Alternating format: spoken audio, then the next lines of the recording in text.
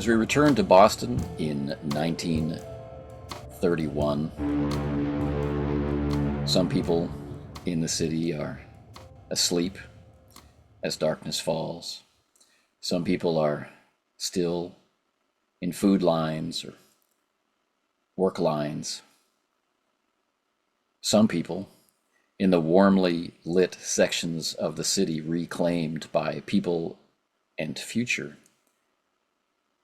are resting peacefully with family on full stomachs, knowing that tomorrow will be another good day. Some people lying in hospital beds are in fear of their lives. But outside of Boston, inside the state mental hospital at Danvers, inside the ward for those who need direct observation, where the evening calls of laughter or screaming, or both, are serenading you, Alfred Smalls. There is also the sense, distant, of a scratch, scratch, scratch inside the walls. There along the side of the bed, where a trail is left in the scratched name Eddie over and over down the length of the bed. Somewhere in the wall, there is a scratching.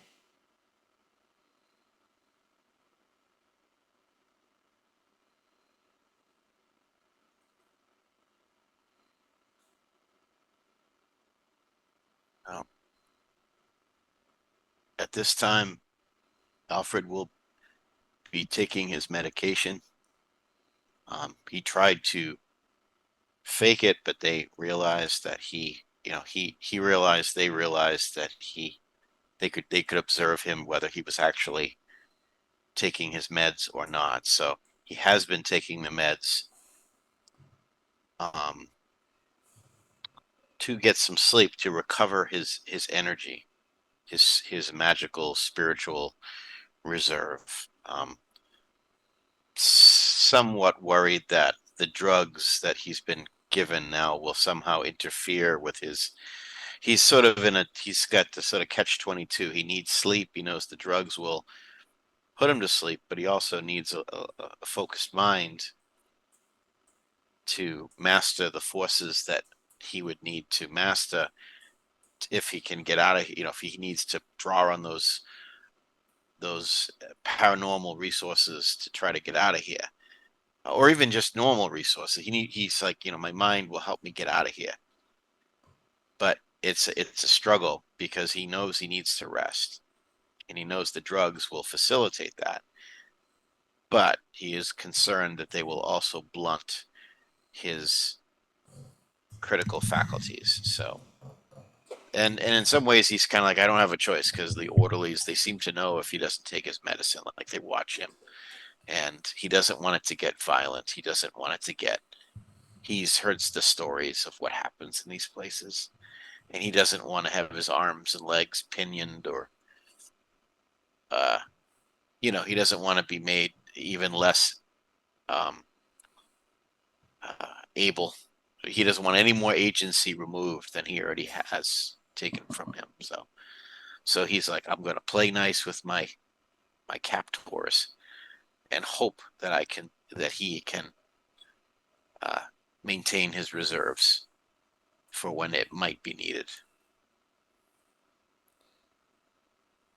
Outside the door,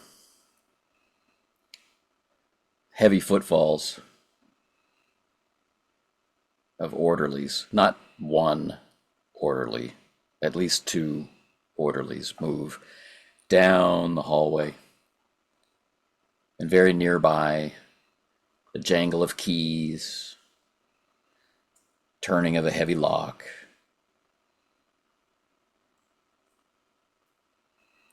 And through the stillness of the night on this hallway and undercutting the screaming from deeper in the asylum, it's just a simple gasp and a, no, I won't do it anymore. And then the heavy sounds of truncheons.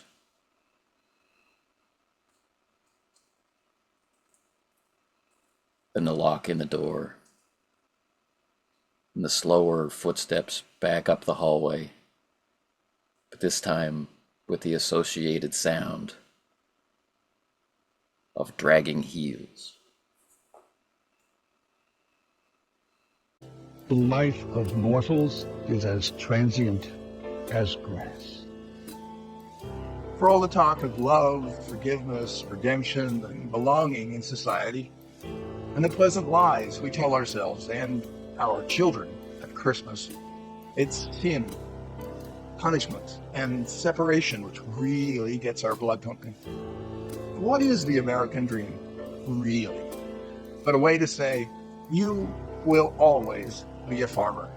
You will farm the land that is your fellow Americans, and the crop you shall reap from their flesh will be money. Farm them before they farm you. They flourish like flowers in the field. It's funny. As divided as we are, it's still child's play to strike up a conversation with a stranger on a park bench, on a trolley, in a waiting room, in a jail cell. No matter what label society has stitched to our coats, in our heart of hearts, we know we are all the same. We try to fight it. We may even convince ourselves of it for a time. The scary secret is, we are all related. The wind blows over them and they are gone. And the place where they grew does not remember them. The good book tells us that we have dominion over all the earth and everything that walks, swims, or flies across its face. The good book means well, but whatever dominion we might have here while the great old ones dream is more luck than good planning and all illusion, if you ask me. In his house at Relia, dead Cthulhu waits, dreaming, remember. If we somehow defy our own short-sightedness and become as the great old ones, free and wild and beyond good and evil, with laws and morals thrown aside and all men shouting and killing and reveling in joy, it still won't matter an iota. It will just change the tune our hollow bones will whistle, briefly, in the winds of time. Before they become dust, then less than dust, and are forgotten.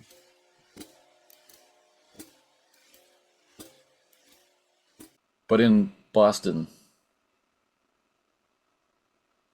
in the hospital, the metal bowl clattering across the floor, the police officers jerking awake, fumbling for their sidearms through sleep-fogged brains, they block the view for Agent Alex Thornton into that other ward where his doppelganger lies in fear of his life. And that doppelganger, Eddie, with the face of Alex, difficult to move, can't even really reach out to the side table for help. This looming bandaged figure getting closer and closer, its hand resting lightly on your hip as its life blood oozes through its bandages, dripping out along the jawline onto the floor as it whispers with no lips, just through teeth, "I want your flesh."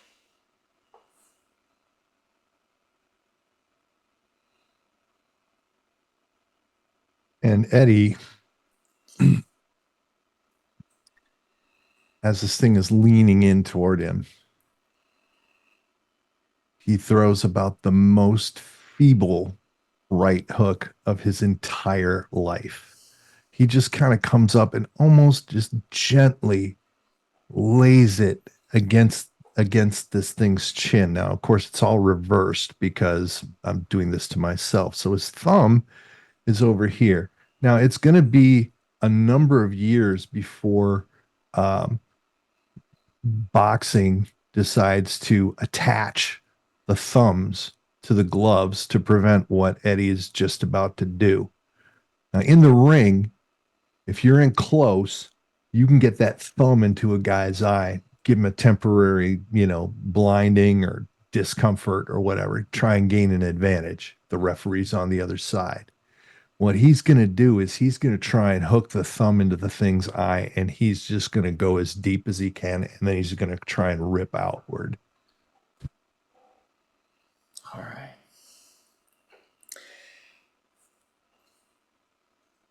Near where the door is, near where those sleeping cops are, you can't see them through the body of your sleeping companion. Right. You hear a clatter of wood on floor. You hear scuffling of footsteps. Right. You hear the popping of snaps.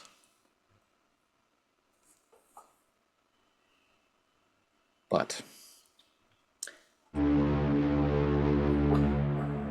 a dexterity roll. Okay. Times 3. Times 3. Okay. All right.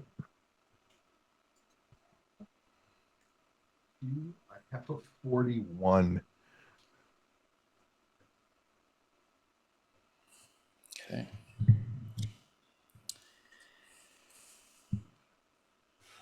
You're in no position to throw a punch. The ability to generate the force of a punch is just denied by the bed and your position and the drugs and the bandages and the surgery. But there are the instincts, those finely grained, the drills, punch after punch after punch after punch after punch.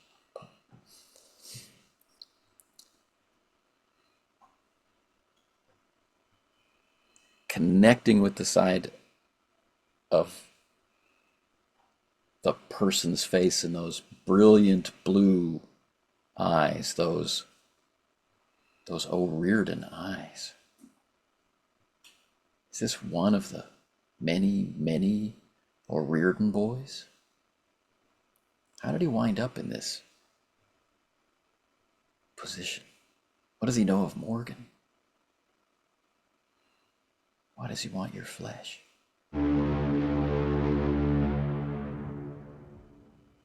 And that punch hits across the side of his face as the fingers clench into the flesh of your torso, pulling skin tight across ribs, pulling stitches, sliding you across the bed. You're lined up. You've got the target. If you could just get the angle. Can you get the angle? Fist.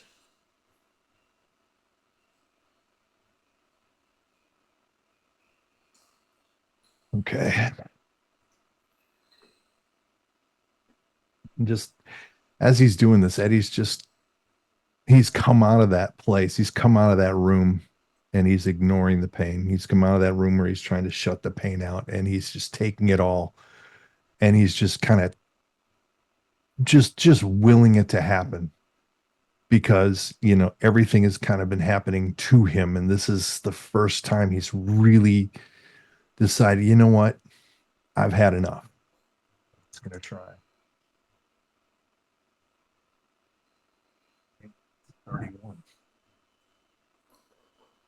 31.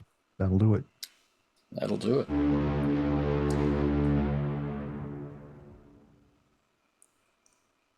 You know that the fist doesn't matter. Anyone who has walked into this room bleeding this much, wrapped in these bandages, isn't going to care at this point about being punched in the face. But you hook the thumb into the eye.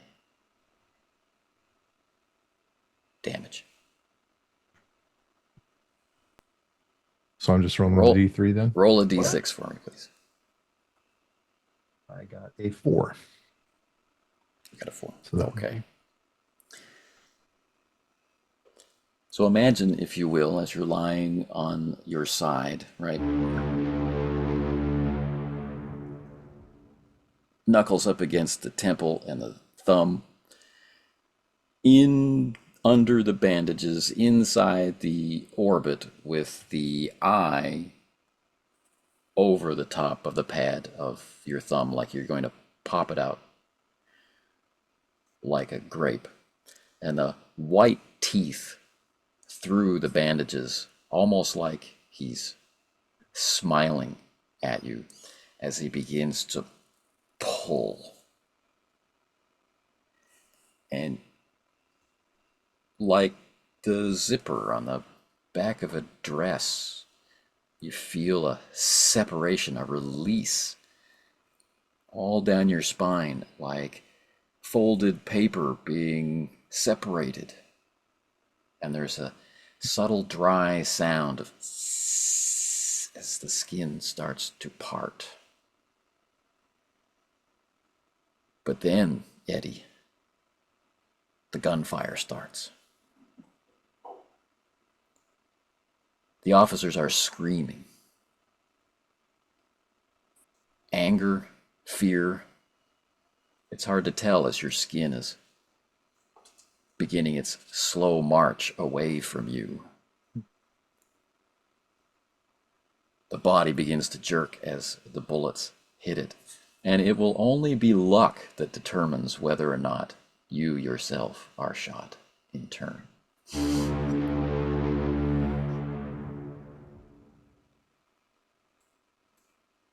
All right.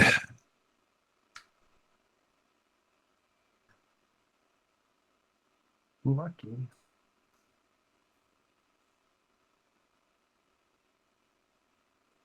$61 on a 60.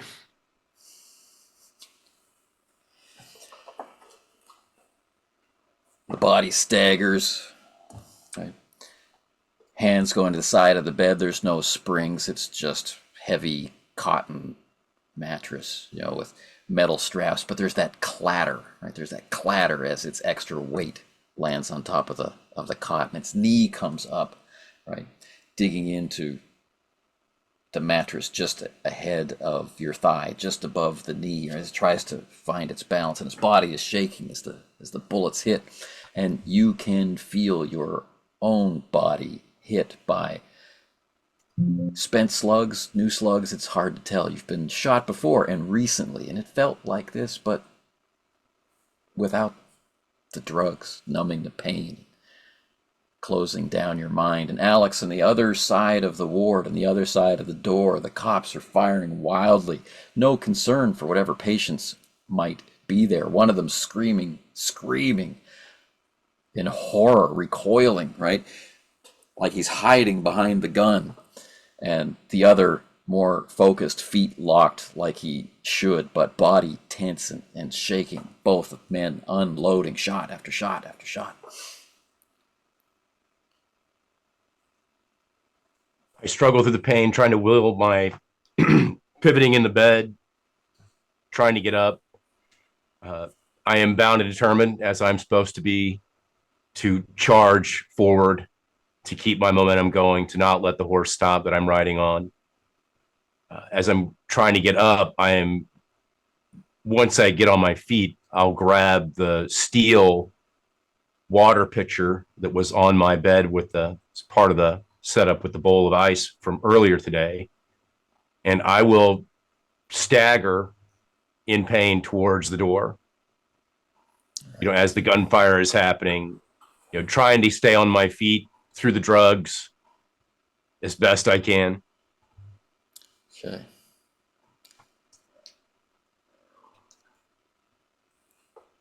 Floor is cold under your feet, where the metal bowl has taken its short trajectory to clatter and awaken the police officers. There's a trail of water, slippery. Your gown mostly open at the back, head kind of spinning, right? You can feel with each movement, you can feel the stitches pulling. The smell of gunfire. But in Danvers, there is none of this. In Danvers, peace falls. The wild laughter stops. The screaming stops. The distant sound of cars leaving the parking lot, or perhaps entering the parking lot, stops. And only from time to time is there the gentle pacing of whatever guard or orderly is on regular patrol to check the rooms, almost like the ticking of a clock. And with that regular footfall comes the jangling of keys and a tuneless, aimless whistling. Step, step, step, check a doorknob. Step, step, step, check a doorknob. Step, step, step.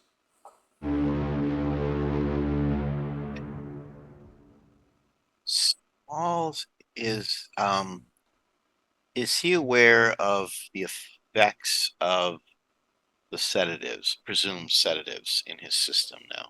You feel uncomfortably drowsy. Okay.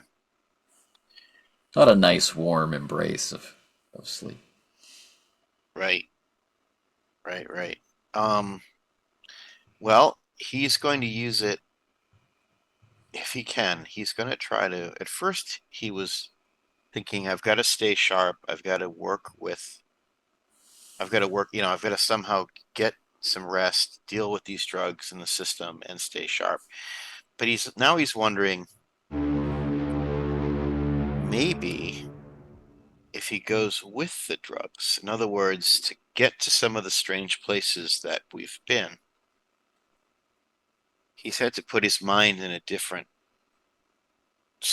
frame of consciousness, in another state. So it might be, instead of fighting the drugs and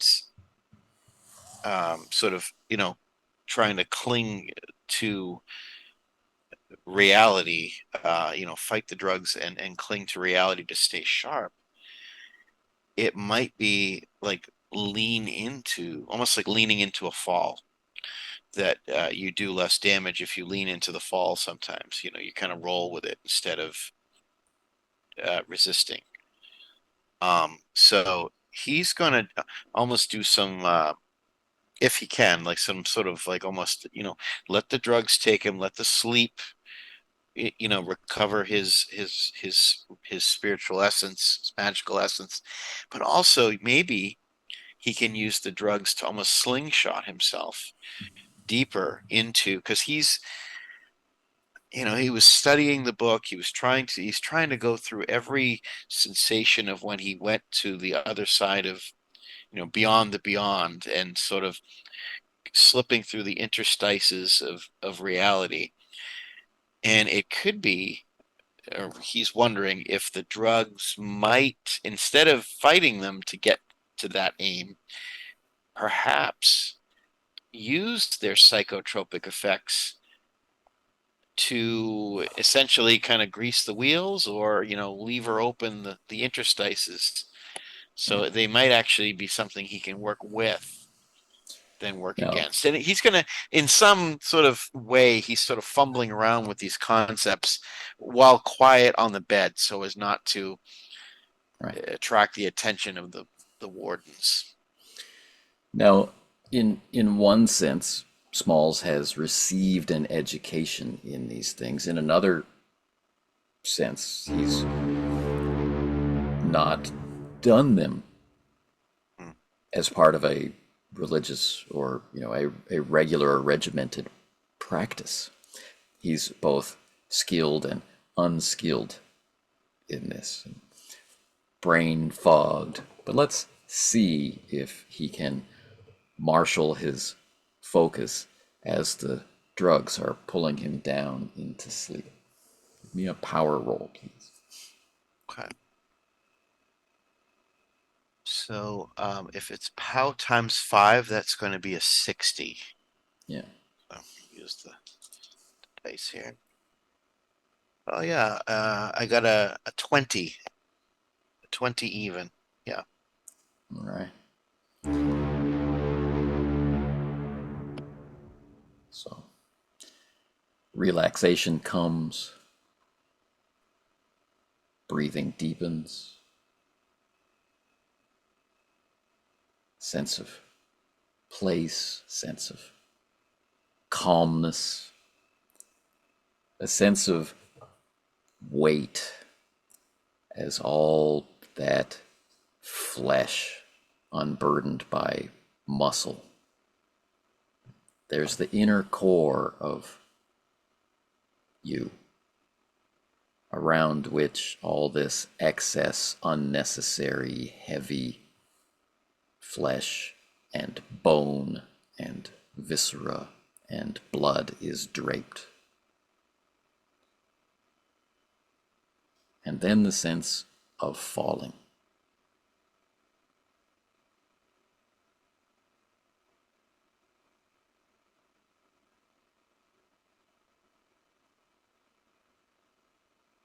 Or is it floating?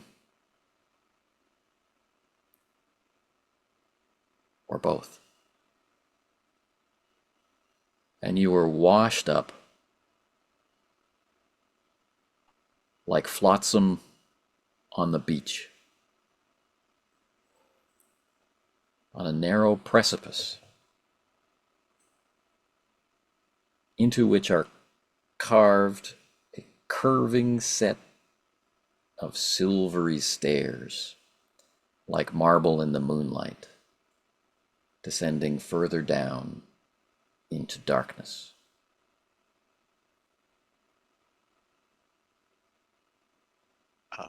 Alfred will descend. He will gird up his courage and carefully make his way down the stairs.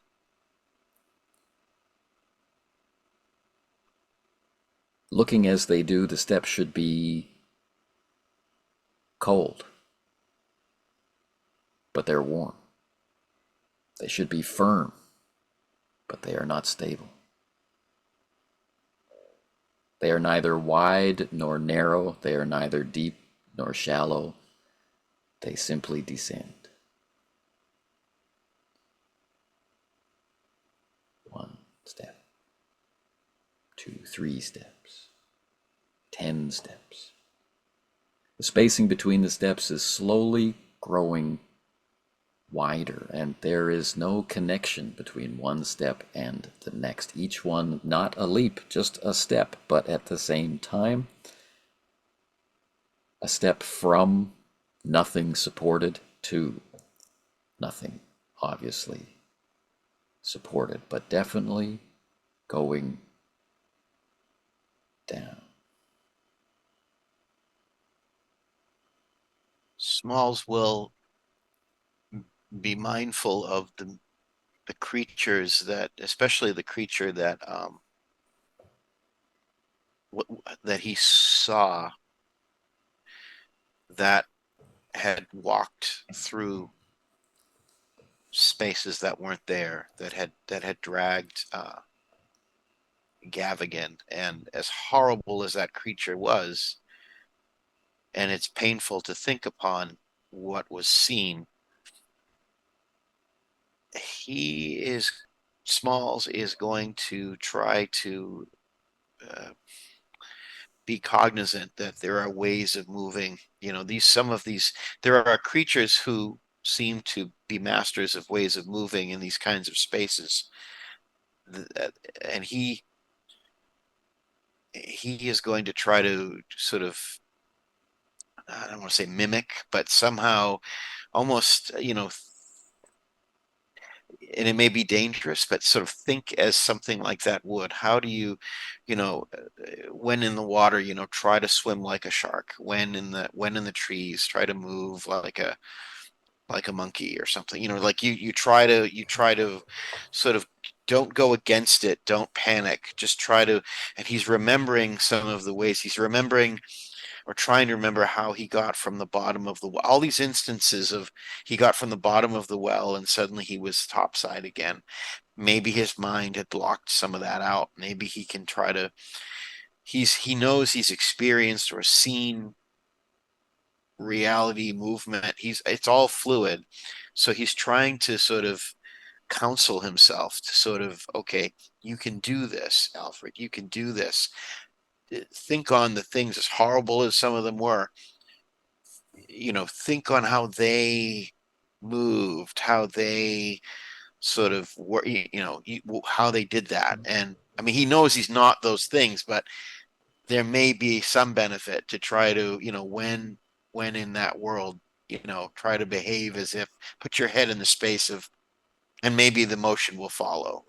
It's So it's here, a it's in this space, these lines of thought, almost you can physically feel them splitting and diverging into branching thoughts that begin to war with each other. There's the simple act of descending the stairs or not descending the stairs. There's the different, also simple thought of how to move, how to step. There's the memory of the Scott farm. There's the memory of the creatures. There's the memory of Gavigan. All splintering, splitting, and becoming distraction, chaos, cacophony. Can you focus your thoughts into your chosen path? Can you marshal your intelligence to bring this to bear? He will do his level best. So is that an intelligence times 5? Times 5. Okay. All right. Let's see. He has an 18 intelligence. So that times 5 is that a 90 or yeah, I think it is. Okay. Usually. Yeah. But maybe not here. Maybe This not. place. No. 48 on the dice. 48. So he is able to focus.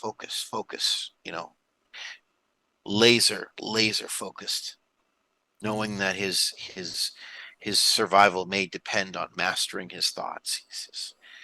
So these branching ideas, these ideations, these creations, these imaginations all begin to be winnowed or folding in amongst themselves, the similarities drawing them together or the differences pulling them apart where they fade out from no focus. The Scott farm, right? The bottom of the well. This was print. A gesture. The world cracks. You pass through. But here, in this place,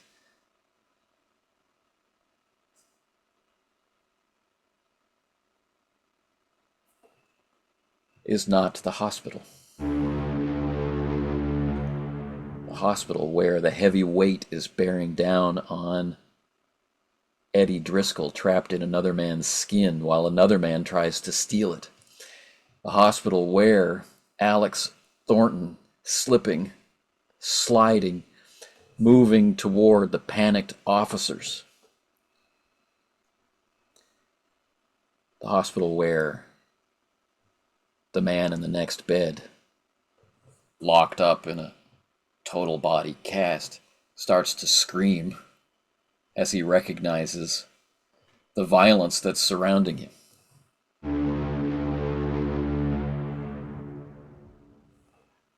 Panic from deeper in the hospital, right? As the gunshots reverberate down the hardened hallways, right? Cries of nurses, cries of doctors, cries of orderlies, all with the same question. What was that? Was that gunfire? Useless questions, not helpful questions. No one saying, quick, rush to their aid. And the figure leaning, pinning you to the bed, stealing your flesh, Eddie, straightens up, turns around, presumably to lock those blue eyes, one now dangling down the side of its face. Turns its head, pulls it off of your thumb, and directs its attention at the officers of the law, who run dry. Click, click, click.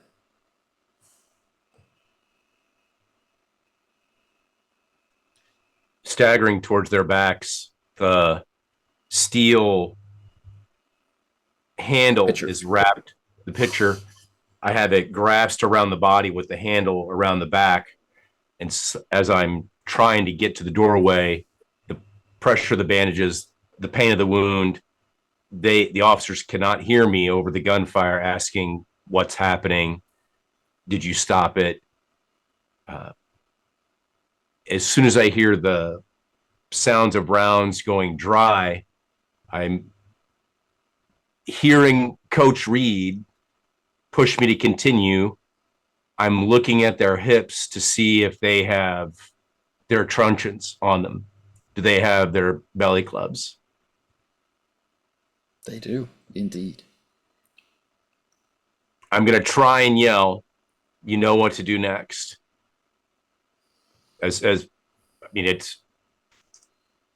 It comes out more almost like the weak laugh after lying to the doctor about Eddie and my doppelganger. Throat disused, dry.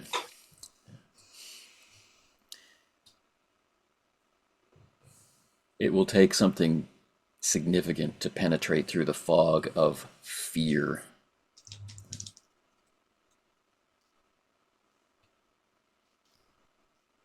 Commanding presence of power,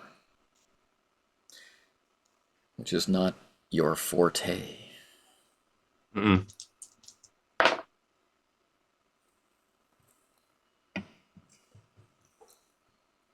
If they hear my voice, they don't seem to respond. My much more of a yelp than an actual verbalizing of what I want to say kind of echoes in my own room. Stumbling close to them, seeing that they won't respond, I'll try and grab a truncheon in my right hand since I have the picture in my left. The more stable officer, right, connecting with the fact that he has no more rounds, dexterously reverses the revolver in his hand to use its heavy handle rather than going for his billy club. He's not moving toward this looming shadow beyond them, but he's steeling himself. But the other man is still just praying to the patron god of gunfire to save him from horror, as this figure now resolving in your blurry vision as a man wrapped head to toe in bloody bandages. One eye and a spray of blood following it down the side of its face. Right. The other eye, a blazing, brilliant blue, coming forward. Where's it at? What are you looking for? He's trying to recall. He knows there was a day I was here in the hospital. Bill came in, or was it Bill? Was it Washburn? came in and said that they were going to talk to somebody, and they went into the next ward, but I can't remember who, and it's on the tip of my tongue. As the officer still clicking away, hoping that the gun will replenish its own ammunition, he will be the officer that I'll slip the belly club away from. Okay. Eddie, on the bed, the figure has turned its back to you. The rate at which the blood is pouring from the figure is visibly accelerating. It was bleeding when it woke you. It is now flowing freely from between the bandages. And Eddie, just a mania has kind of come over him. Now, he was successful with maybe not hurting, but, causing discomfort to this thing. He flails a hand out behind and just tries to grab a handful of anything, whether it's bandages or flesh or whatever he can, and just kind of try and either rip back, or if the thing starts moving forward, he's hoping that he's going to be an impediment to it. And he's like, Fist. Hey, I'm not done with you yet. Fist.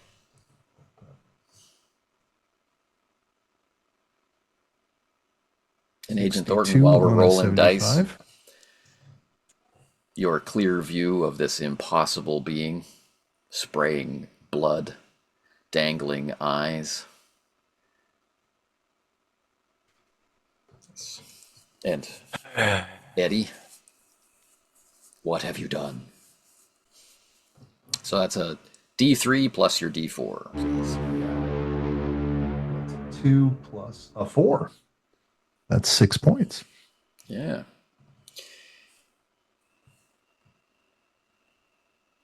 You hook not just bandages, but muscle.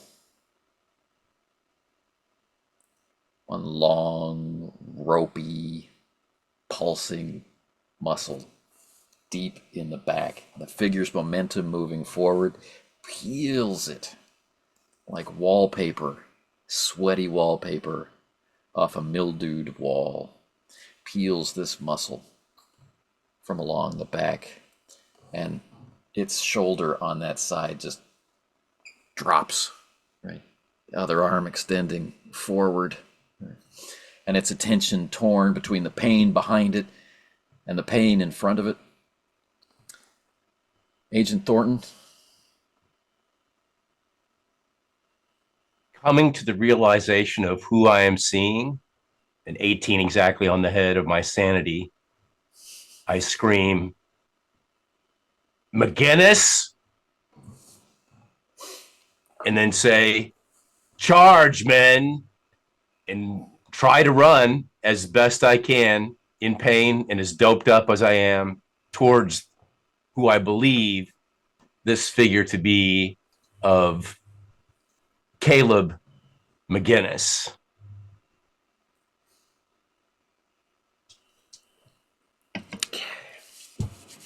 I don't wait for my lackeys to follow behind me. As a knight should, I just plow through the breach. Charge forward. Right. Charge. Okay. So, as I said, the more stable officer is holding his ground, right? Although maybe he's sidling toward the beds to place himself, if we're being generous, place himself between the patients and the monster. The other man is frozen in place, right? You manage to get the billy club out of the holster or its loop on the man's belt easily enough, and you have armament in both hands and nothing between you and it was coming forward, but then turns its head as its flesh is being ripped off by the man wearing your face. Half pulled off the bed by the force of the creature, right? heavily bandaged man who's stolen your identity, right, is attacking the creature from behind, attacking the man from behind, the blue-eyed man, with no other humanizing features, just bandages and blood. It's reaching for you, it's turning around to bellow at him.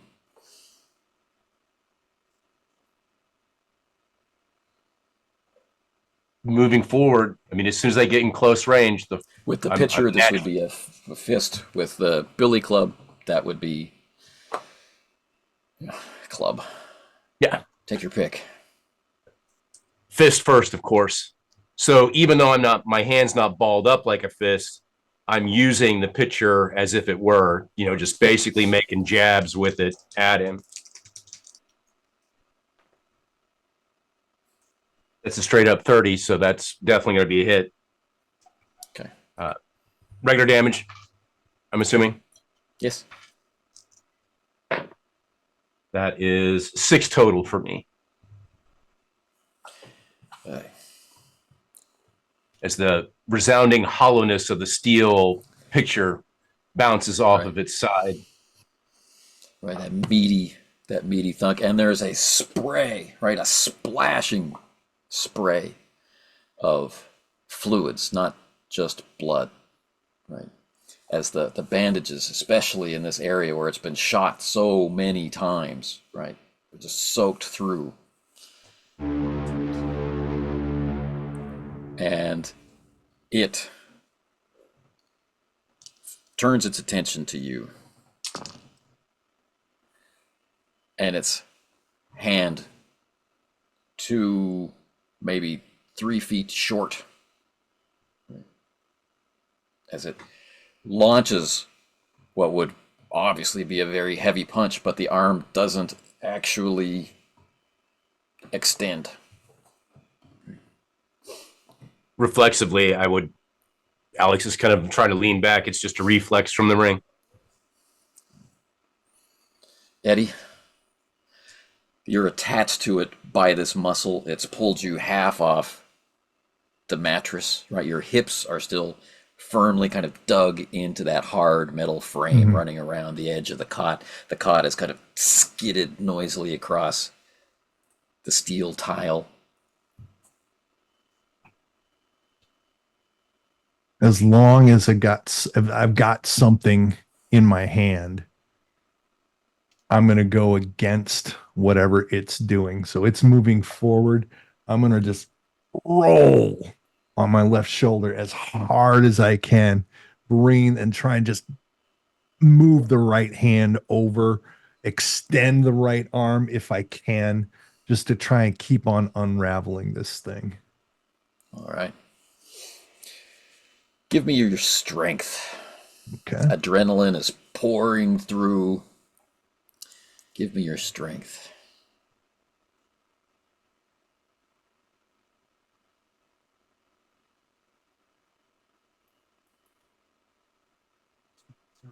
Uh, 0-1.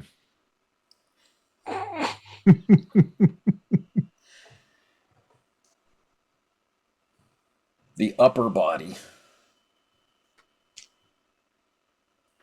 sags oddly and wholly unnaturally on the unsupported spine. The hips twist in the other direction. This muscle rips free, bringing bloody bandages with it, and the whole pulsing mess of human meat, unsupported by flesh, collapses at Agent Thornton's feet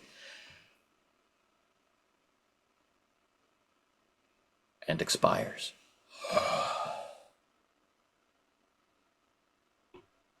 That brilliant blue of intelligence and fear and anger in the one good eye,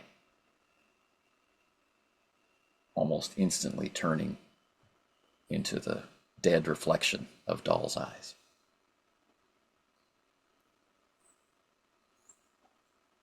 Relieved, but in pain from the activity and getting in here, I will half lean on the foot end of Eddie's bed, and looking at him, I say, "It looks like today you get to play white while I get to play black, Like, knowing that he has no idea what that what you're reference saying. is.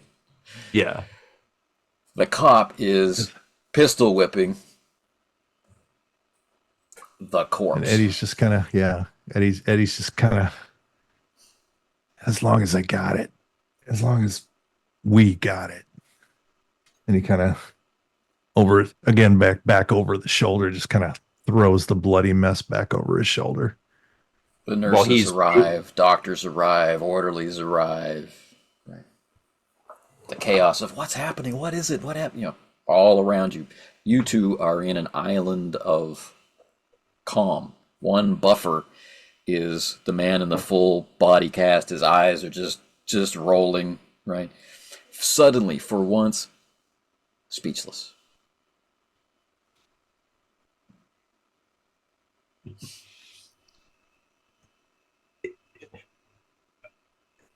I'm still watching Eddie, looking at him as the chaos is going on around us, and I'm trying to notice if he is hurt. Did what I think was Kyle McGinnis get to him? I'm looking for a wound on his arm. There's something strange going on with his back.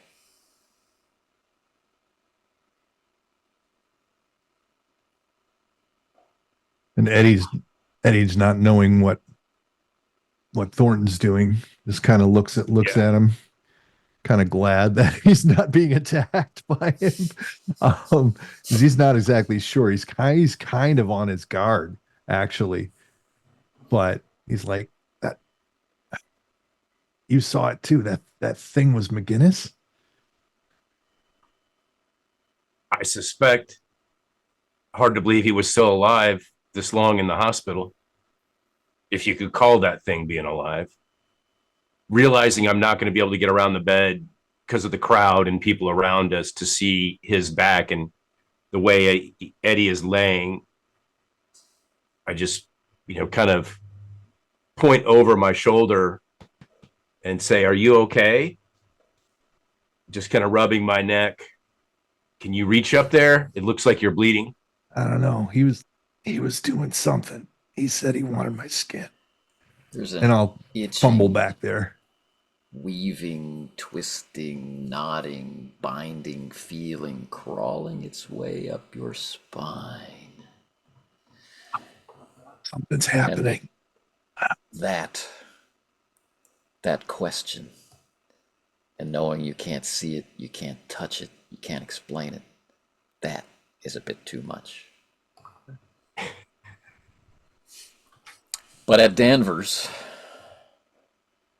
all of those unanswered questions have been pushed aside, leaving this sense, this thread, this connection of place, this non-place, this place of transition where you are. You're tied back up the stairs to the physical and tied down the stairs to something else.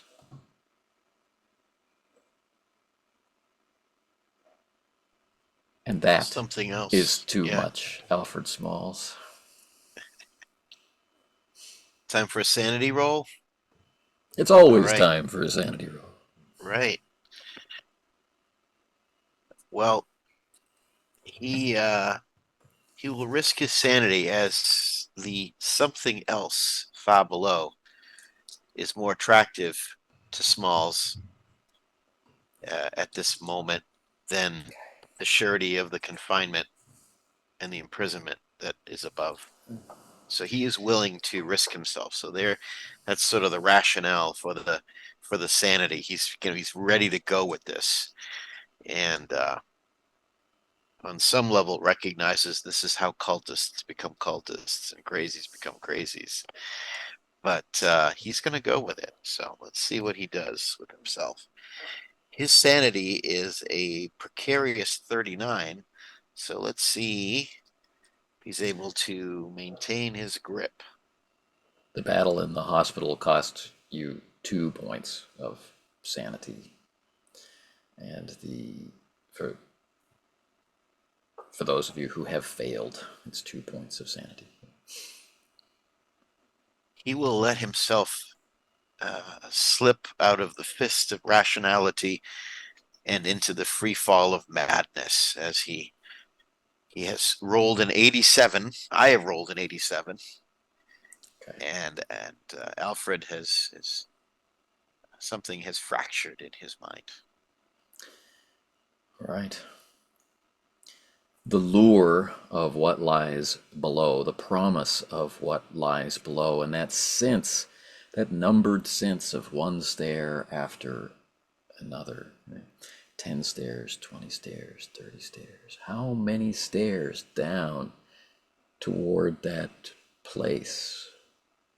But the strain of holding concentration, the strain of being here at all, the weird, sick distortion of the drugs, and the very real sense that there's other things in this darkened, bland place of only stairs, other things hungering for you, snaps the connection. And you awake in Danvers, on the floor on the other side of the room, still wrapped in your blankets.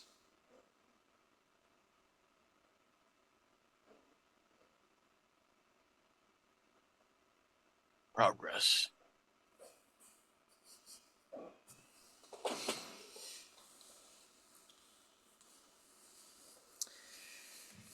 It takes quite a while at the hospital for everything to be sorted out. Conversation between the doctors, the orderlies, the police, and morgue attendants. They still refer to this person as the man in room 3. But the lower conversation among the orderlies, they refer to him as the Skinless Man.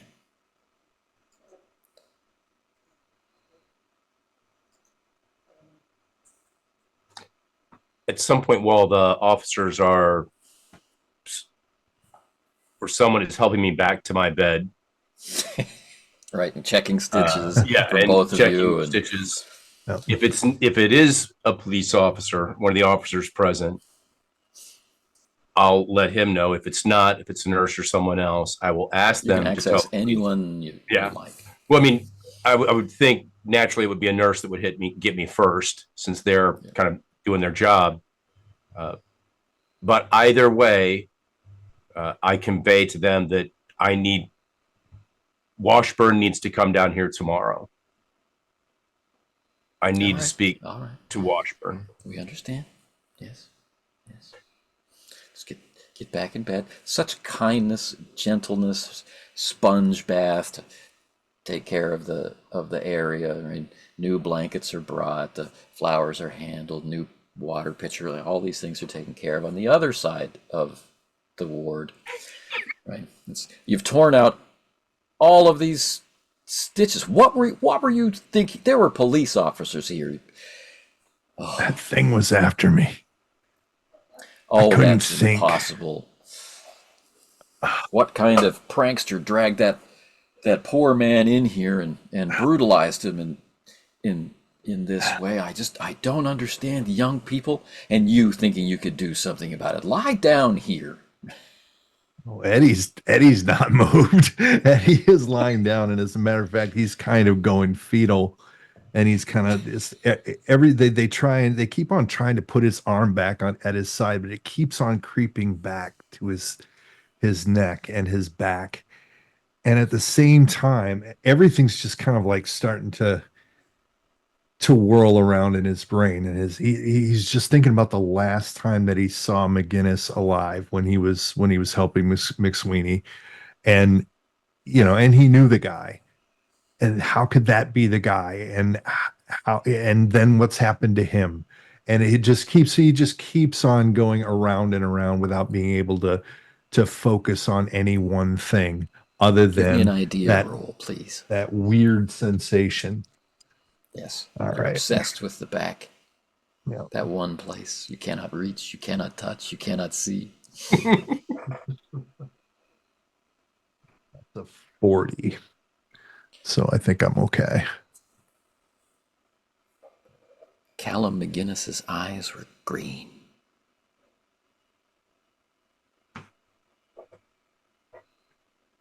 Whose eyes are blue? Were my eyes blue? I'm just like, again, he's just kind of he's grasping for it, but he's just not getting it. And it's probably because of the sanity loss. He's just kind of at sea at the moment. But he's trying to he's continuing to try and focus on that. See if he can. Eventually, with nursing care, more medication, sleep comes. Those whirling thoughts, blue eyes, green eyes, my back. The other end of the ward, right? Skinless, walking corpses. Where's Washburn?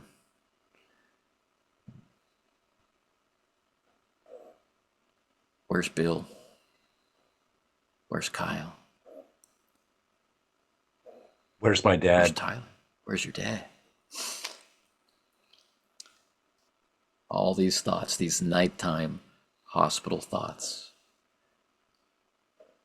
But Agent Thornton and the man who only looks like him have been pushed too far, have been exhausted, have been drugged, and sleep pulls you down.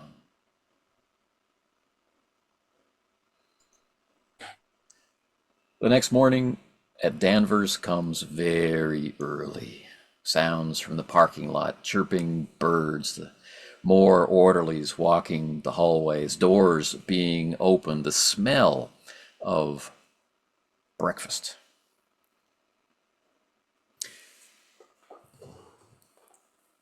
Dr. Cahoon and an orderly, familiar orderly, one from yesterday. Open your door and say, Alfred,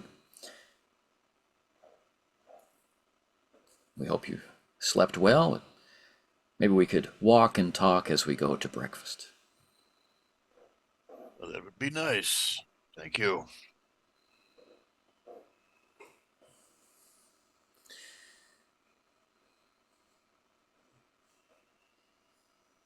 Did you have any thoughts about why you might be here?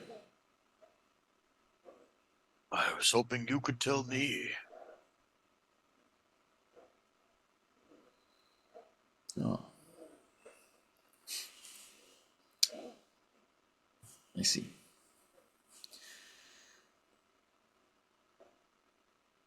Alfred, I wonder if you could tell me your thoughts about clocks.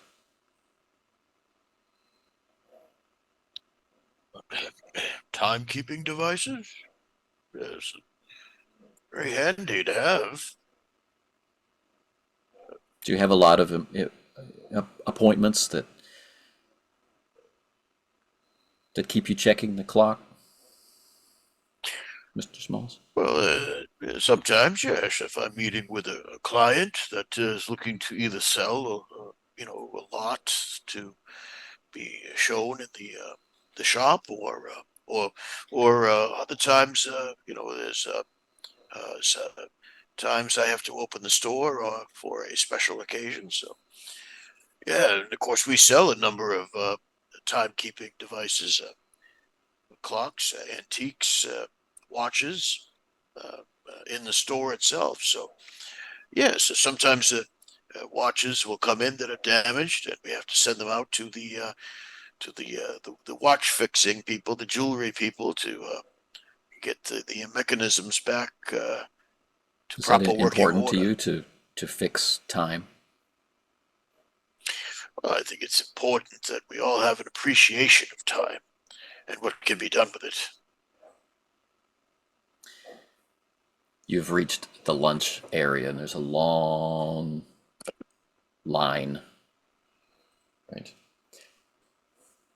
A simple tray, right? A spoon, and behind glass are servers ready to dish up eggs, bacon, pancakes, simple, hearty fare. And though it smells wonderful,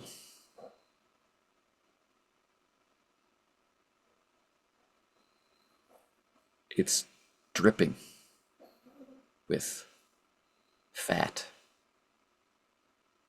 It's resting on plates that many hands have touched. It's dished up by silverware that's been in contact with the table, hands resting against a greasy, oily, dirty apron. Everywhere, this food is touching. It's filled with its own hideous, body twisting, vile fluid, and all of these white-clad, sweaty workers are touching it, contaminating it, and they want you to eat it. They expect you to eat it.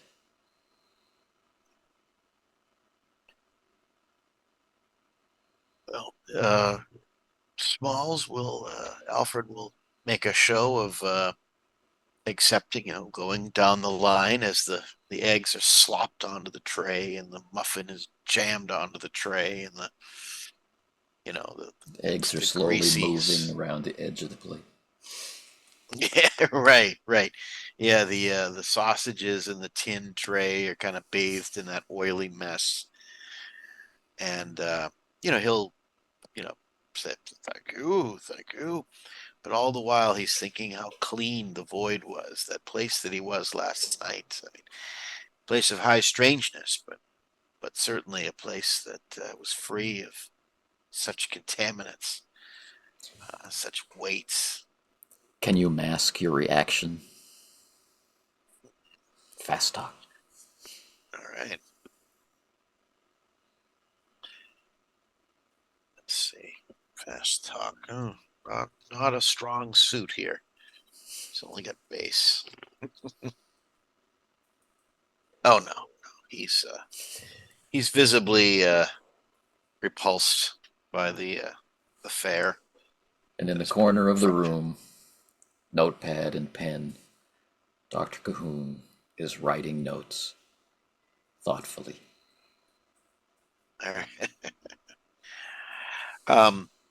He will take his tray. He'll make his way to some place where he won't have to, that looks vacant, that looks like he's not taking somebody else's spot, or doesn't want to get to any problems in this sort of general population situation.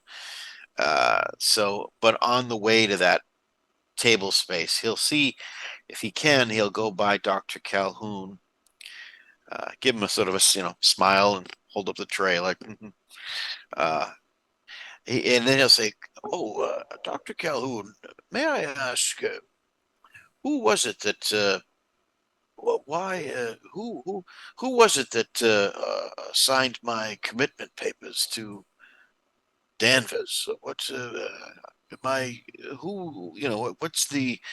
I'd like to get back to my shop. I'm not sure why I've been, uh, it's on whose authority have I been brought here, and how can I appeal that decision?" You've been sent here under medical advisement after the observation of your behavior at your shop. You don't remember your outburst?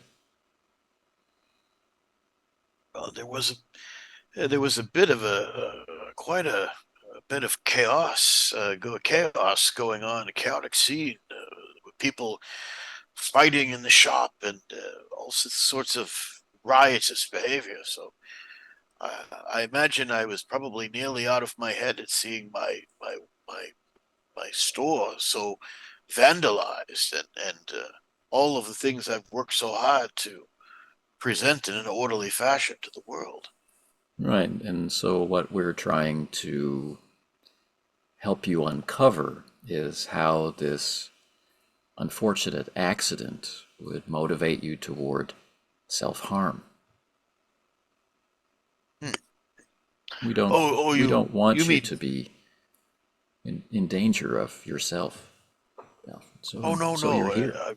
I really do, Dr. Cahoon. That is a very noble thought. I appreciate your concern for my well-being, but this injury to my arm, however it may have occurred, it's a simple.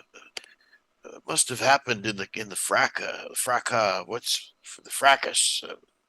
I don't know how to pronounce this. Is it fracas? Fracas. Is it fracas?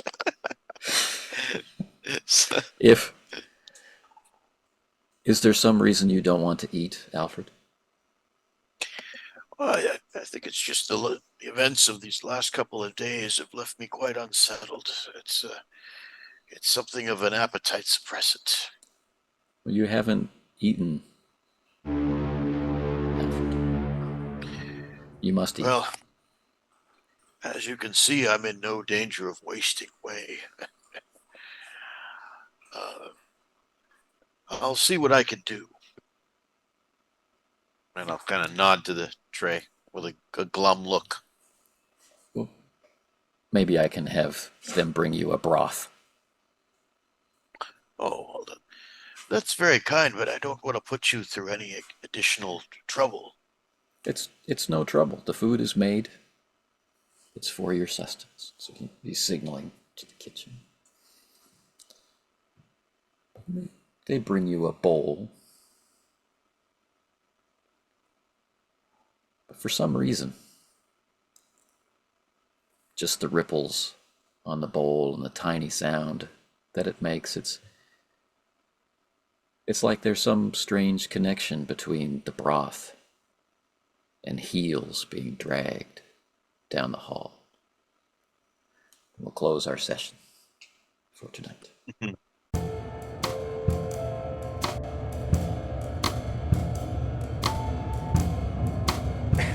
Excellent. Wow. Welcome to Danvers. You'll love it here. Population U. Right.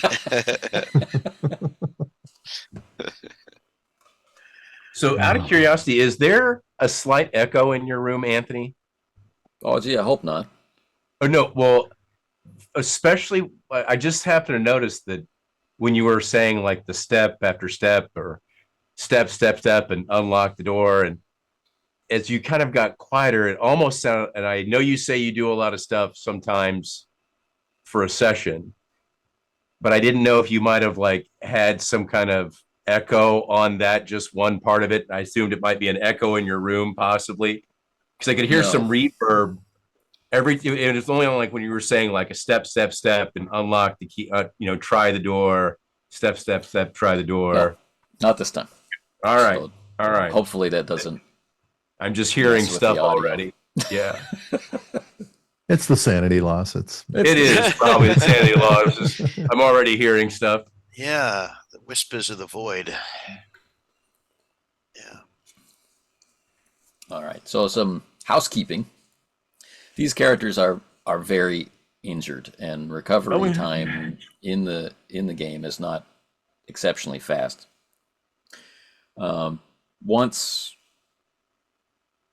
As long as the characters have 3 hit points or more, they're able to move around, and there aren't any devices in the game to make your life particularly miserable, like wound penalties or whatnot. But it is a reality of the game that they're all stitched up and they are sick, and the adjudication of situations will reflect their injured situation. Pain doesn't go away until the body is fully healed. Right. So these, you know, the experience of these characters is they're hurt, they're bruised, they're battered, they've got weird things growing down their spine or whatever it happens to be. Right. So the sane and sensible thing to do would be to remain in medical care as long as you can pay for it. But yeah, the recovery time for the characters will take a certain amount of time. The psychiatric process in Danvers, barring escapes or rescues, will also take a certain amount of time. So we may end up jumping forward in a timeline in a way which hasn't been represented in the campaign so far. We've really been playing moment to moment and day to day, only jumping for sleep or things like that. Like I work for 8 hours, you know, filing the papers. Right? So to represent the recovery time, we may, you know, several days passed, and it's now, you know, whatever date. So could we have a little bit of a meta discussion about some things that might be implied or actions asked to be taken in on our stead? Like, for example, sure, we can Alex for downtime.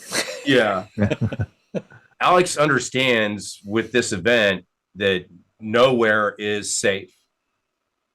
This just proves the point for Alex that nowhere is safe. And as long as he looks like me, and until whatever has happened can be rectified, we're going to have to be in this together. And so he would at some point ask the doctor to either move us to a room with fewer beds and not an adjacent ward. It must be moved to a room. Whatever the cost for that is, it will be taken from my account. I, as a Thornton, will pay for it out of pocket, so to speak. But there is no way that I can let my doppelganger go now, seeing the lengths that Xavier may be going to cause more trouble. Okay. And it's going to be unavoidable that people are going to see our faces. Alex is just going to have to, he's just trying to reconcile that in his head. He understands from the experience in the antique shop kind of what the situation is. He knows that it's not a creature, that somehow it's someone else. But how to fix it, he has no idea. And the only thing he can do is to not let the doppelganger out of his sight. Eddie, are you willing to accept free medical treatment? In this day and age, I think Eddie would be You better. Just the fact that Thornton would be willing to, you know, provide it, or, you know, be the backer of it, I think would reassure him a little bit on the whole, you know, he tried to kill me score. So, and I imagine we would probably have a little bit of discourse, you know. I would try and tell him what I knew about the transformation, which is not a lot, but, you know, when my conversation with Prin and him telling me that Smalls could be the catalyst to transforming Eddie back. He's got an idea that the whole discomfort in his back could be the start of perhaps the other way that Prin described, of him turning back. And Prin had told him that the process would reverse itself naturally over time, but that it would be exceptionally uncomfortable. And so then probably also in conversation, it would come out, I would eventually come out and say, the reason why I'm doing this isn't just because of my own mistake, but you're an important witness. And the last time you were in the hospital, you and I didn't really exactly have the friendliest of conversations. And I felt guilty about it then and took care of you then. You're not in debt to me for anything. I know what the economy's like. But it's either we do this or you got to do something that you're not going to really be able to afford to do. And that's lawyer up, because whatever's happening to you is somehow crossed with what I'm investigating. And maybe we find out, or I can find out from you about the blue and the green eyes difference, because we would have a conversation about what was that thing? What did it say to you? What did it try and do to you? Yeah, absolutely. Yeah. So that there's not much else to do in the hospital. Yeah. All right. So we can save that the conversation. The poor guy that I was having session. the poor guy I was having a friendly conversation with, he's just left to with the experience. And he's just sitting there inside that body cast going, oh shit. He'll probably be Smalls' next door neighbor in Danvers. Yeah. But that does kind of settle something for Alex as far as who the Skin Man may or may not have been, because that was part of an investigation we were somewhat involved in. Yeah. That's nice. Okay. Yeah. Yeah. Bill had been very interested in him because he had been recovered in the heart of gang territory. Yeah. Right. And as you later discovered with your the breaking of the gun smuggling ring and the like. But the next question I had was that in these sessions, right, there has been a lot of he rather than I in play. And I was curious about it, if it's habitual or intentional, or like this is gross and disgusting, so I prefer it to be he, or or what? What's going on? I'm curious. Well, I'm probably guilty of that the most. There's no guilt. It's just my curiosity about how people use the language to play the game. Yeah. I tend to slip into, I think I tend to slip into both modes, where sometimes I'll say, I'll do this and I'll do that. Yeah. And other times I will say, Alfred tries this or Smalls tries that. And it's, you know what it is? And I think I don't, I'm fumbling at my words to try to describe why I do it. I think I'm thinking of it almost like sometimes I'm watching Smalls, like I feel like it's almost a cinematic thing. The way your imagination works, you see right. him. I'm seeing him, right. I'm sort of the director, or I'm the audience or something, and I'm seeing Smalls engaged in whatever. And other times the connection is is much more, it's a much more immediate, more intimate, like I'm gonna go for this, I'm gonna go for that. Right. The environment is more real than the I kind of zoom in and zoom out, almost sometimes I'm seeing Smalls as if I were watching him yes, on a film, or like through that lens.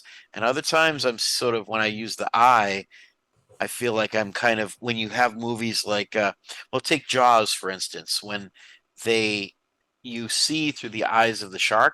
I mean, the shark is the antagonist, and we're all terrified of the shark. But there were times when Spielberg would like have the camera go under the legs of the swimmers, and you're right, it's like you're there. But then other times, you see the shark, popping out of the water, and everybody on the boat's going, ah. So even there, you're kind of, I mean, it's a bit of I know that's a classic film, and renowned director, and I'm just, but that's the best example I can give where like a director might play with perspective. So I think that's what's happening when I'm imagining it, and it kind of goes out. It's how I kind of phrase it, but if it's But jarring, more of a reaction than a choice. yeah, I think I kind of slip into those different modes. But if it is jarring to the narrative, if it's jarring to you all at the table, so to speak, or for our viewers, I don't want to. I can counsel myself to use only Well, the first that's a person, conversation or for another day. This is exploration, right? One of the things that this campaign is about is, like, you remember, we didn't have a session 0. We didn't sit down and say, this is how we're going to play, right? We Yeah, invited right. people it seemed like we would play well with together, and we're playing. Right. Yeah. Now, after we've had a lot of sessions, we had a lot of video that I've looked at. Now I've got some questions. Right now, Sure. I'm starting to see patterns, and Out of curiosity, because of the question you asked, because this is my first time with these guys as a group, and I'm not saying that this is why, but if you've kind of had some observations like this, do you notice me using the he or Alex more now that I'm playing with other people versus when you and I were just playing? Have you noticed a difference there? there's a different amount of lag. So if I'm playing 1-to-1 with someone, and let's say I'm using you, Yeah. or I'm using there are, right? The room is cold, right? It's hot. Right? Hmm. Rather than saying, Eddie Driscoll is hot. Right? You go, oh, my character is hot. I understand. So I'll just start fanning myself. Right? So if I'm speaking to you as if you were the person, 1-to-1, the transition to where we both start speaking the same way about the character is pretty quick. Yeah. Either you will refer to the character as Alex Thornton, or he, or my guy, right? Consistently enough that I will stop pinging at you and then just start playing along with that. So we're going to shift one way or the other pretty quickly. But when there's a group of people, that interaction is happening the same number of times as there are people playing, right? Yeah. So, and I might have an effect with you on you, and you start saying I, but I might not have an effect on Scott, who says Eddie. And, as Brian was saying, he might in one moment be saying I, and in the very next sentence be saying he, right? He might be switching back and forth as his imagination is taking shape, right? He might be seeing the room that Alfred Smalls is in, announce an action, and then see Alfred Smalls performing the action, right? So he was I at the moment of statement of action, and then he became he as he's imagining the action, right? This is all very fluid, back and forth, and it's instantaneous at the speed of thought. Yeah. And I love it. So until I go back and watch the video, I wouldn't be able to answer the question about today. Yeah. I'm just kind of curious because I can think of one spot in particular when Alex is saying, today it looks like you get to play the white and I'm playing the black. I know that there was, in that little chunk right there was a difference between me saying I sit on the bed, and then Alex says to, instead of I say to Eddie. I mean, I can think of that one incident right out. That's the one that jumps out to me immediately. Sure. There are always extenuating circumstances, like dealing with the environment, right? Yeah. And this was described as a chaotic environment with the nurses and and everything. So Right. that has an effect on how we talk about it. And for me, playing solo, I never have to say your character's name, ever. Mm. But when we're not playing solo, I have to tell Yeah. individuals that I'm speaking to you. And if I say, Scott, be prepared for description designed for your character, then we're definitely not. Yeah. We're definitely not doing what I want to do. Right. And so And I by talking about the location, I can shift between the two sets of you. Some great transitions. But in the hospital, I'm going to have to talk, I'm going to have to use people's names, which, as I was saying before, is going to have the effect of pushing you into the third person. Right? He's talking about Eddie, not he's talking about me. Right? Yeah. So, And I think with the nature of who Eddie is right now or is not, it kind of that really definitely encourages me to stay in sort of third person, so I make sure I know who I'm referring to. But yeah, I think that's been, and a lot of times I'm queuing off of you and what you're saying, like, Eddie feels the breath of, this entity and the bloody bandages, etc. And then I'll just go right back at you with the same thing. So yeah. So there's that. There's the linguistic element, Mhm. and then there's how we imagine. Yeah. I think there's also with, at least as I approach Alfred, I enjoy Alfred. He really is fun. Like I had said some weeks ago, I never know what he's going to do next. Like he's become his own character, and so when I say I'm going to do this, I'm going to do that, sometimes I think I'm bringing a bit of me, Brian, the player, into Alfred. And so sometimes I almost feel like, and I think I'm doing it maybe sort of without automatically, I like that bit of detachment from Alfred. I like to kind of be me watching what Alfred does next or seeing what Alfred does next. So I say, okay, Smalls goes over here or Alfred does this, because I do like that sort of, I feel almost like, there is a bit of a bemused detachment as I see Alfred interacting with his colleagues, with the antagonists, with the situation. So, and it's when I snap into now I'm pulling me on some level into, I'm kind of conflating the two of us. And it's almost like, I don't want to do that. I want Alfred to be Alfred and me to be me. And I know I'm, running him or whatever. I'm not going crazy. I know he's a fictional character. Oh yeah, yeah. But How would it's you sort know? of, there's a bit of there's a bit of distance, right? Yeah, there's a little bit of that and I enjoy sort of watching this guy go and do what he's doing. And so I think my language kind of reflects that. Sure. I mean, the I've kind of aesthetics of your imagination. Yeah. I've tried to always think about, like, if I'm using the first person, like that it's really intentionally trying to think like Alex. It's intentionally trying to understand what would he do in this situation. Whereas, and I think you and I might have talked about it a little bit before, Anthony, is when I'm thinking about, or using the name, using the character's first name or using he, it's usually trying to push it into that relationship of, is this internal thoughts? Is it easier to describe the action instead of saying, I do this, because if it's an inanimate object on my body that's actually moving around as I'm moving, it's not really part of Alex's physical character, right? Right. His coat swirls around his legs. His coat swirls around his pipe. Yeah, that kind of thing. Yeah.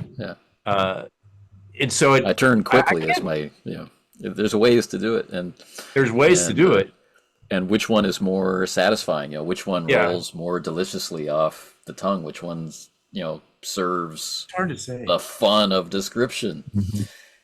And one factor I've noticed is not specifically to this group, just in general. The more you're trying to solve something, like description stops, and there are many possible avenues that you could take, and none of them are the ones that you want to take. So you're actually having to decide, okay, which bad choice am I going to make, right? As the processing load of what you're doing happens, the separation tends to increase, right? Right. We become more the player trying to figure out what to do, and less the character in the situation trying to figure out what to do, unless this is something that's particularly important to both you and the character. Yeah. You know, like playing the big burly fighter guy in a fight, then we've chosen the fighter because we want to kind of embody those characteristics and have that freedom to be the fighter. And that's a unification of perspective, right? You want to bring the pain to the enemy. The character wants to bring the pain to the enemy. It's difficult to think about, but you think about it as I'm gonna kick that guy, whack him. Yeah. I'm gonna thumb the crap out of that guy's eye. Yeah. Yeah. The third question I had was, I was having you roll damage, you know, and that sort of stuff. This is a supernatural creature, blah blah blah, right? Not really obvious how hit points are, you know, are being deducted and that sort of stuff. But in this game in particular, with the way the monsters are so vastly different from characters in terms of fragility, right? Was the violence fun? I really enjoyed it. I mean, just from the standpoint of Jesus. Guy, you sicko. Oh man, a bit unmasked. No, I mean, I really enjoyed the sort of like trying to figure out an opponent. You know, I had no idea when, and obviously we left it a few weeks ago. And so I had time. I knew what I was going to do by the time this session rolled. I'm like, okay, there's not much that Eddie can do, but here's something that I know about from the world of boxing and the world of, you know, kind of classic boxing that was possible. And I also kind of thought of an episode of Deadwood as well. Yeah. There was a fight scene in there where that exact thing kind of happened. And I'm just like, this is about all I can, you know, come up with. But would it be, you know, consistent with the character? In my mind, the answer in my mind was yes. Yeah, you sure. know, even if you were like a totally ethical, you know, boxer in this era, you would know about it. You might have experienced it coming back on you. You know, and just the vulnerability of the character. It's like, what can you do? And again, no idea whether this is going to even be effective. But just try. You gotta try. You gotta come out of that room, you know, where you're just like trying to shut out the pain.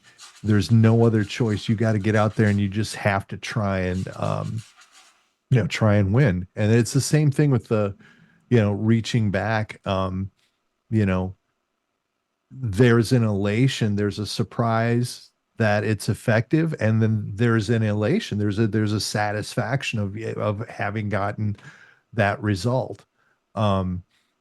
So yeah, that makes it fun. That's the enjoyment part, not the senseless violence. Anyway, You there was blood, and there was like wet bandages. It was awesome. You know, you had asked me about the horror, you know, quite a few sessions ago, and I think for me, like this one really illustrates how you're making a distinction between a gore as part of horror and the encounter with the Hound of Tilindos, right? Tindalos, Yeah, these are two very different parts of the same universe, but it's not like I kind of almost imagined the figure slipping in. If you've seen Night of the Living Dead, any of the remakes, the ones that went on after that, where the zombies are coming up out of the barrels of toxic goo or whatever, the sliding all over the place. That's kind of the envisionment that I had, where it's this oozy musculature, no skin, bone showing, joint cartilage showing. At no point was it revolting, and not just because I'm desensitized, because I'm a horror fan, And a but it chef. wasn't. Yeah, and a chef. I've literally cut animals up myself. Yes. So that's for me is part of the really great enjoyment. It's going from these swings where it is cosmic on one end, and then it's very a bit gore on the other end, because there are some descriptions you even can find in HP's stories and Dunsity's too, which are not overdone, but they are definitely pushing those buttons to get that revulsion feeling, and the fight with Eddie, the description of the peeling back of, what was it, the peeling off of wet wallpaper, Yeah, the something like moldy that. wallpaper. That was great, because I could envision that. I've had to deal with wet wallpaper in my past, and so it was a good descriptor for me to kind of like, I can almost imagine the psoas muscle on the back, totally detaching. So, but I think the two swings are great. Cool. And my last question is about being in the asylum. There is a real confinement issue, like legal confinement, and people think you're crazy, and this is a real factor of playing through it, and this is one of the other motivators for skipping ahead in time. The indefinite insanity result in the game basically sidelines a character, right? They are now so different from conventional sanity that they need time to recover, right? Everybody around them notices, right? So our temporary insanity, you're displaying some quirks, but people can still get along with you. The indefinite insanity, it's always obvious. It makes people uncomfortable. They want to ask, "Are you all right? Are you okay?" And so your friends and families talk about interventions, and they talk about putting you away. Maybe they need a rest cure or this kind of stuff. But I do like to dip in and out of that experience, so that it's not just, okay, your character is going to be gone for 1d6 months or weeks or whatever. Please make a new guy. I don't like to do that. And you do still have control of the character until they get down to 0 sanity. But at the same time, getting to my question, finally, how is it to play while incarcerated in the asylum?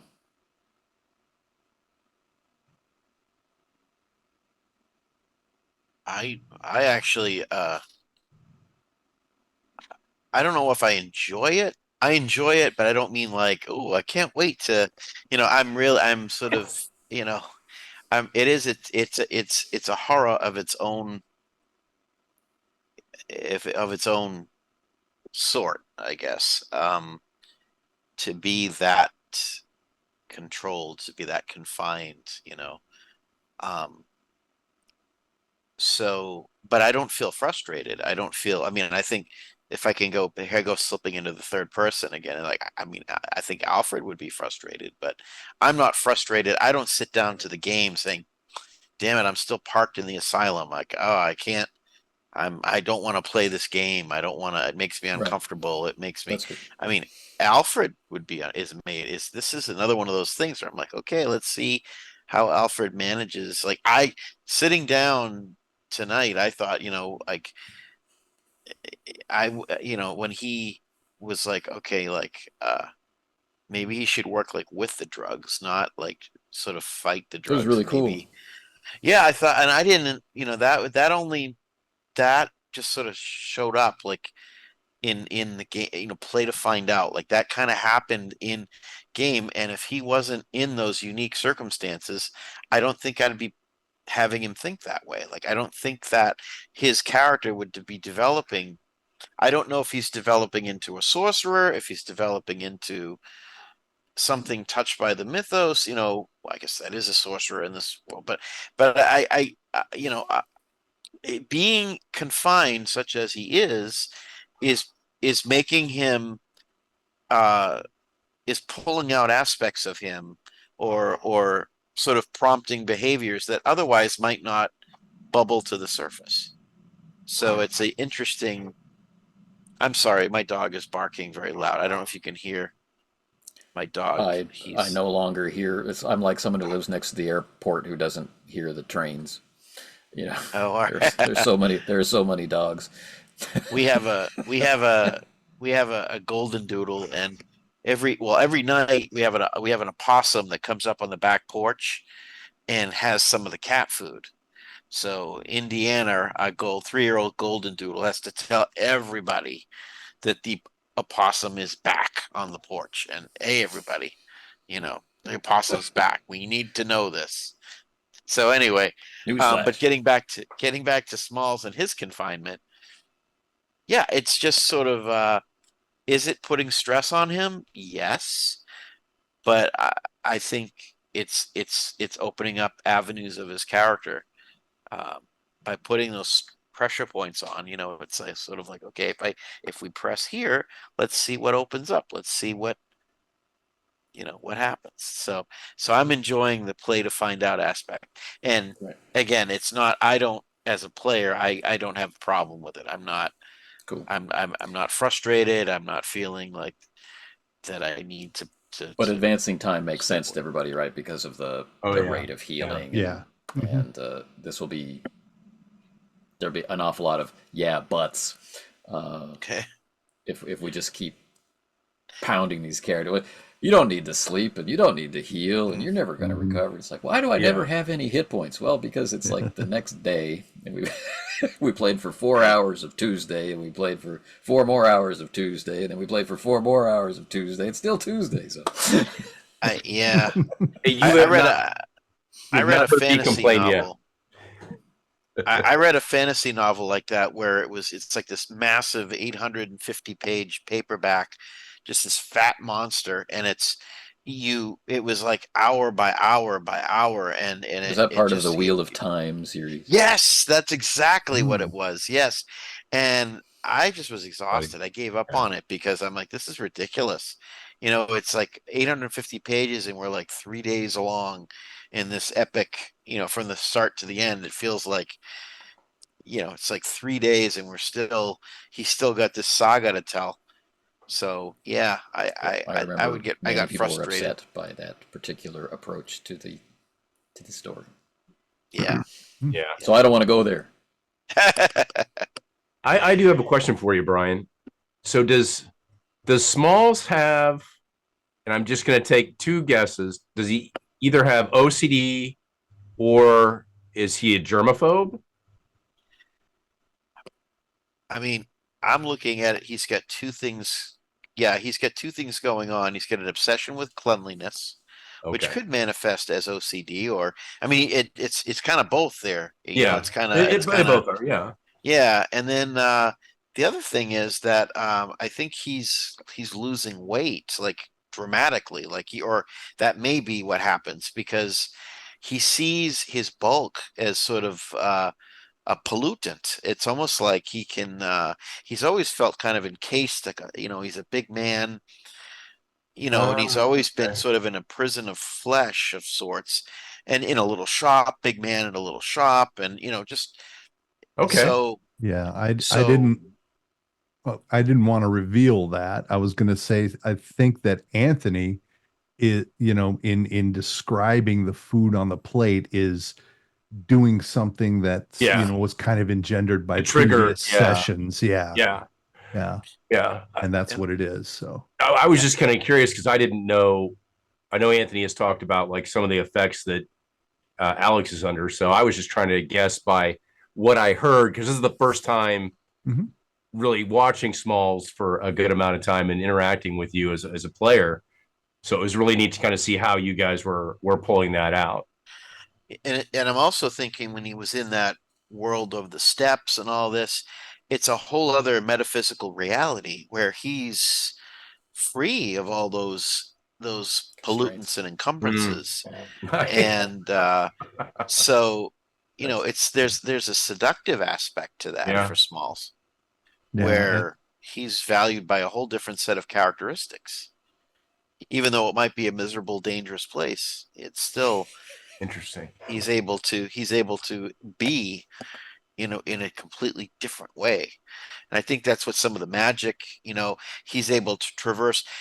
When he's his big old self, even just getting from one end of the shop to the other can be a trial because he's trying not to knock something over, or he's just very aware that he's a big man in a he's an XL in an M-sized world. And then some of this magic and some of these ultra experiences have shown him, you can go from one side of the universe to the other with a thought, and you can, with great work and effort, but still a thought.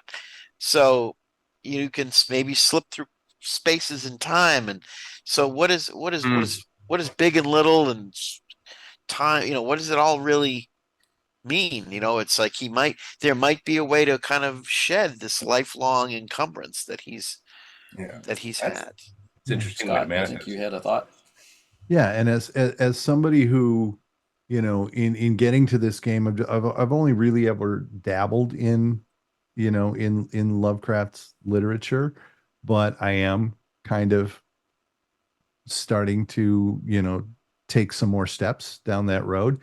What Brian was just saying is there are several stories where there's this contrast between the material world and the crude matter of it, and and the Yeah. and the contemptibility of it or whatever, and then like in the realm of dreams, for instance, where everything is possible and you feel this sense of like um being so much more capable and everything is much more pure. And I think that's kind of what you're bringing out with Smalls. Yeah, and the other part of it is, I think, the seductive nature of the mythos, as repugnant as it is, as dangerous as it is. It's like battery acid on a brain, to be meddling with this stuff. But there's a seduct. I mean, I always remember in the Call of Cthulhu rule books, there was a little section on, it was called How Sorcerers Get Sorcerers That get that Way. way. Yeah. Right. And it's a discussion mechanically about the POW stat, Yeah. POW, the POW, and if they can best monsters or really cast, if they can push themselves, they can get their POW score. But what it doesn't talk about is why sorcerers get that way.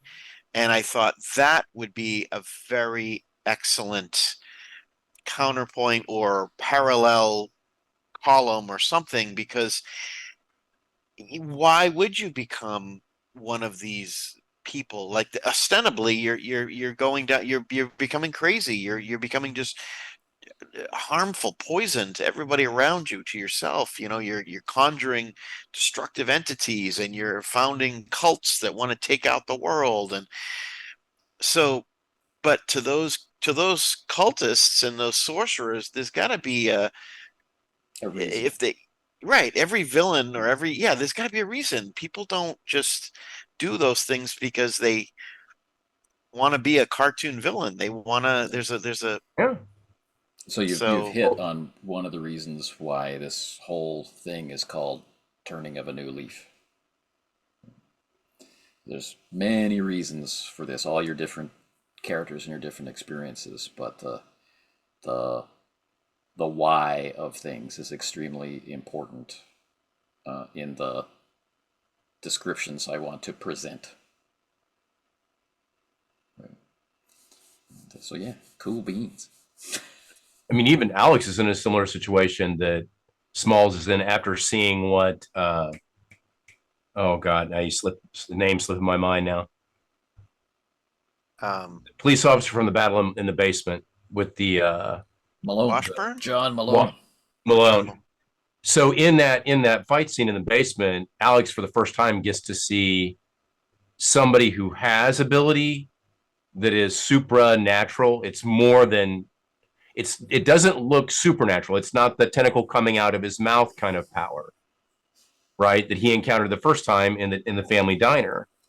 But now it's supernatural. It's enhanced human performance. And for the first time, that's when Alex sees his first temptation, like you're talking about. Because I think shortly after that, I had made the comment to you, Anthony, about I've always been interested in that story about why they get the way they do, or how they get the way they do in the stories. Yeah. What about the Watleys made them become so twisted in that family to turn into that? Right. There's so many cases, I mean, part of this is Lovecraft's discomfort with, even being in his own skin. Yeah. But there's a lot of questions like this, the choices that get made. The case of Charles Dexter Ward, Reanimator. Yeah. Even the Shadow over Innsmouth, where the narrator throughout most of the story he feels he's being pursued and chased by these horrible, monstrous people and hybrids and creatures, and then at the end he's like, you know what? I'm gonna go join my brethren. I'm gonna, rescue my cousin or whoever who's locked up somewhere. Together we're gonna go deep into the ocean. So, it kind of makes you realize, along with the narrator, maybe that wasn't like they weren't trying to chase him to punish him. They were chasing him to bring a wayward son home, like get him. He's like a toddler that's about to run out into the road. Everybody jumps up and scrambles to get the child and bring them back to safety, to bring them back to the confines of the yard, That's right. They're curtailing the child's agency to become jam. Right. Yeah, yeah. So wow. So anyway, yeah. So I can finally tell my dad that's what he was doing when I ran across 31st Street, because he was standing on the other side of the road, and I managed to get over the gate and get over the fence when I was about 3 years old. Yeah. Thanks, Dad. You have the right to do what you want to do. Agency to become jam. I love you, Dad. You'll never look at the street the same way again. You'll always think of me whenever you're traveling. Yeah. There we go. Or will I look at jam the same way? Ew. Why is that man weeping over his toast? I don't know. It's a strange thing. Exactly. I was about to get there. Horrific memories. All right, gents. I have to eject, but thank you very much for a fun session. Yeah. And a great conversation. Yeah. So, out of curiosity, what's your plan for when we begin next time? Will we see Ivan? He'll have solo. Time will pass for us while his action and supposedly Sam will the next session that I'm going to run should be Ivan, according to our schedule right now. So that'll happen before the next one with Jean-Francois. Okay. And probably before the next one before Craig. And so at the end of that one, I'll know where in time and place he is, and what he's discovered. Like right now, he assumes, because he saw you all go off in ambulances, that you went to the hospital. But he hasn't been in contact with you and other people, associated with you since that time. So he has no idea that Smalls was committed or any of these things. So what is he going to do when he learns of these? Like, is he going to go try and visit you in the hospital to share or give information? I don't know, that kind of stuff. So once I find out where he ends up at the end of his next session, we'll kind of determine the distribution of who should be in a session together and whatnot. And we have to do some, sanity stuff, like the recovery of Alfred Smalls in the sanitarium under the loving treatment of Dr. Cahoon. How's that going to progress? And the health of these characters. I'm going to do some quick processing of all of that, and see how long that will realistically take. What's a good point to resume, barring other incidences on the timeline of what other people are doing, and we'll see where you get interrupted or where to start again. Sounds good. Okey-dokey. All right. Have a good evening, gentlemen. Yeah, thanks All right. for a great Yeah. session, everybody. Yeah. Great stuff. Fantastic. Everybody. Good Yeah, time. it was fun.